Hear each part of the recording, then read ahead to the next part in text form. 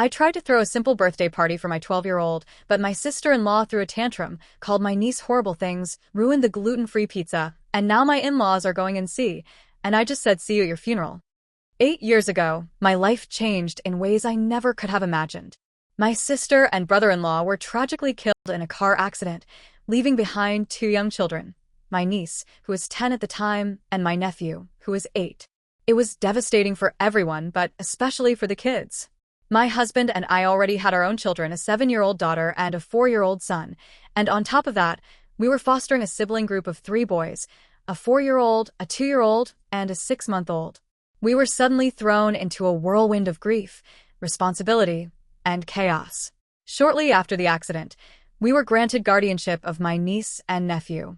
Overnight, our household doubled in size, not just with children, but with grief, trauma, and the weight of navigating the foster care system. The first year and a half were a blur.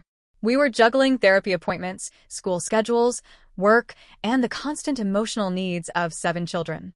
Every day felt like walking a tightrope. I often questioned myself, was I giving enough attention to each child? Was I failing them in some way? Some nights, I would lie in bed crying because I felt like no matter what I did, it would never be enough. And yet, somehow, we managed to survive that storm together. Eventually, our foster children were able to return to their biological parents, and we closed our home for fostering. Even so, we maintained a relationship with them and their family. Over the past 8 years, they've done incredibly well. The kids have thrived, and the parents have grown into their roles, staying clean and sober. We celebrate milestones together and remain a close part of their lives.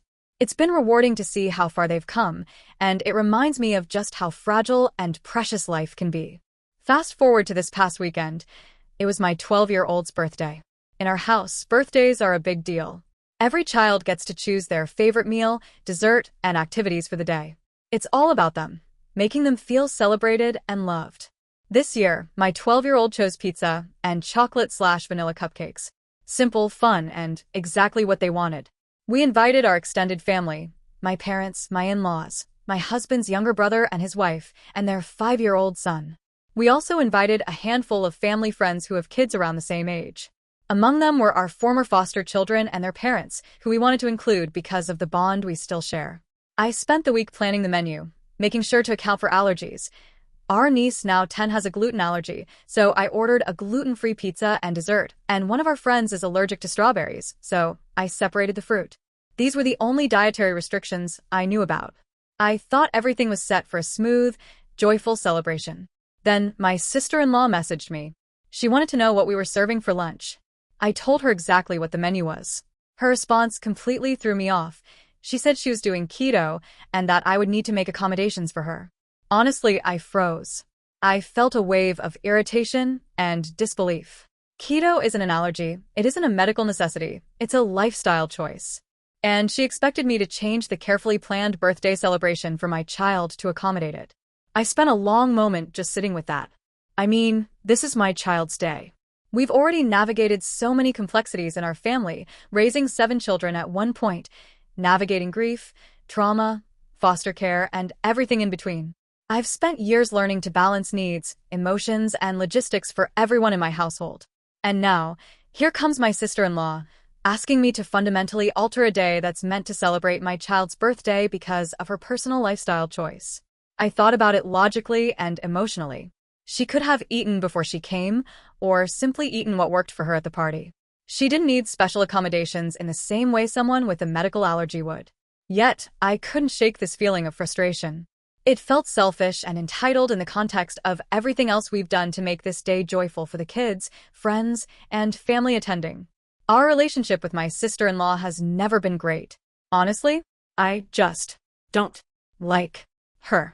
She's the kind of person who believes her opinion is the only one that matters and that it's automatically the correct one.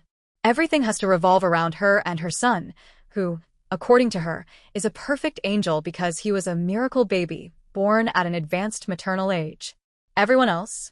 Secondary.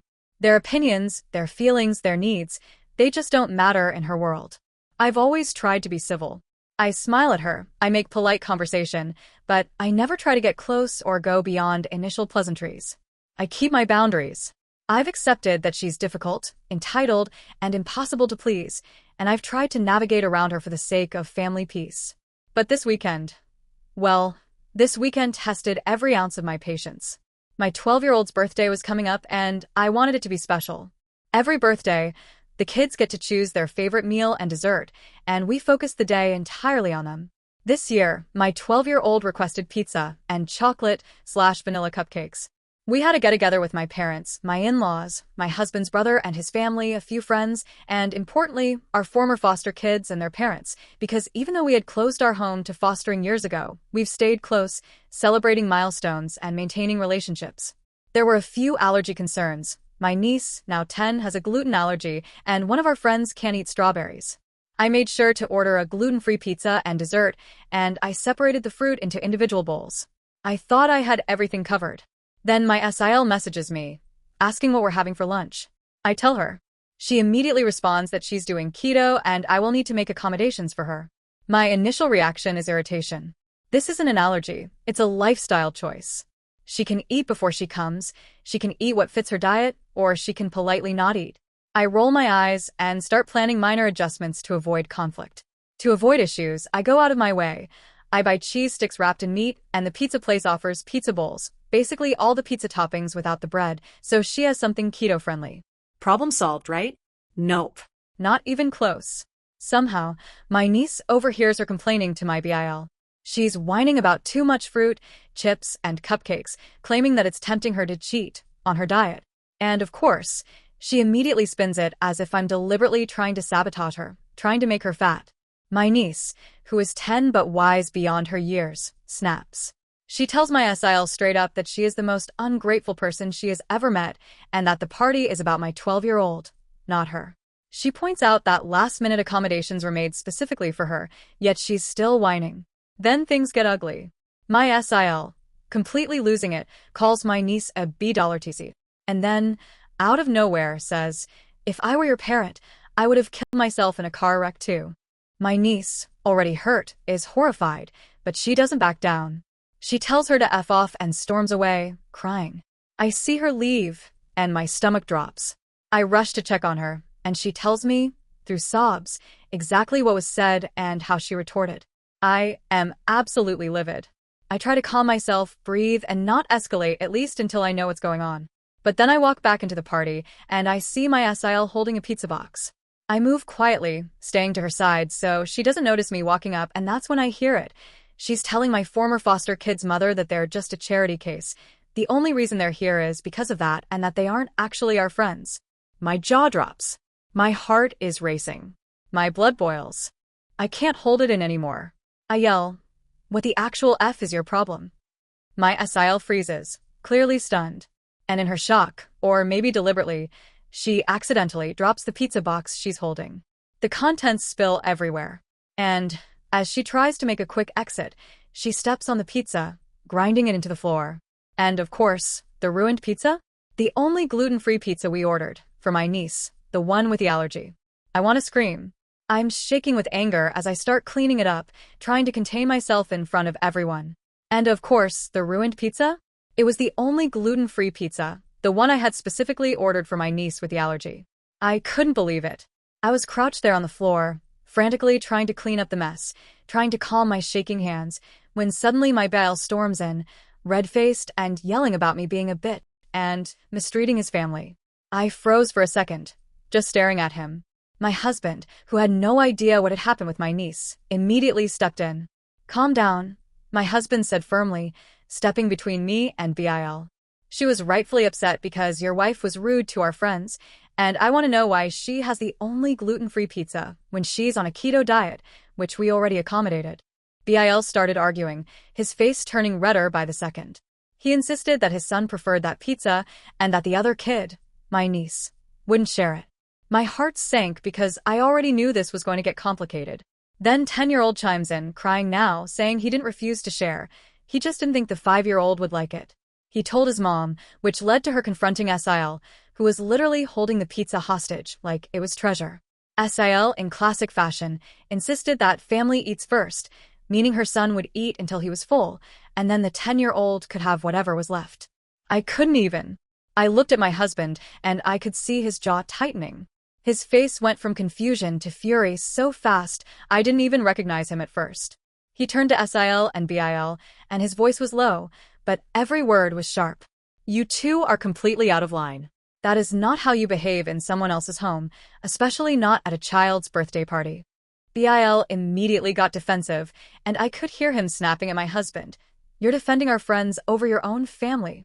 But then SIL, as if this had to get even worse, pipes up. "You failed as parents too. After 8 years, you should have straightened your niece out and taught her some respect. But she's technically an adult now, and is a lost cause." My husband looked completely blindsided, like someone had just slapped him with reality. I stepped closer, took a deep breath, and calmly, well, as calmly as I could, explained the situation to him. I told him everything. What SIL had said to my niece, how she had spoken to our former foster kid's mom, how she treated the pizza, and the blatant disrespect toward everyone at the party. I watched as my husband literally turned 5 shades of red. His fists clenched, his voice shook, and then, with a level of intensity I've never seen before, he told SIL exactly what he thought. "Your daughter is right. You are an entitled $TCH, and this behavior is unacceptable. You and your husband need to leave. Now." SIL started crying immediately. Loud, dramatic, wailing. The 5-year-old nephew, caught up in the chaos, also began crying. BIL started cursing my husband out, but my husband held his ground, unwavering, and calmly guided them to the door. I helped usher them out, and within a few minutes, they were gone. The house felt eerily quiet for a moment. Then, almost immediately after, my in-laws decided to leave as well. They were disappointed, they said, in our behavior, claiming we ruined the party. My stomach sank for a second because I hate upsetting them, but I took a deep breath, knelt down to my son, and apologized. I reassured him that none of this had been his fault, that it wasn't his day being ruined, and that the chaos had nothing to do with him. And then something amazing happened. My 12-year-old burst out laughing. Like full-on, uncontrollable, giggling laughter. "This is like a real-life reality TV show," he exclaimed. "Who wants dessert?" And just like that, the tension melted. We handed out cupcakes, served the rest of the pizza that was left intact, and started to laugh about some of the ridiculous moments. The kids, including my niece, slowly returned to enjoying themselves. Our former foster kids were happy, our friends were laughing, and eventually, the whole party got back on track. By the end of the evening, everything had been salvaged. The kids were full, smiling, and happy. My husband and I collapsed in the living room for a moment, exhausted but relieved, sharing a look that said, "We survived this."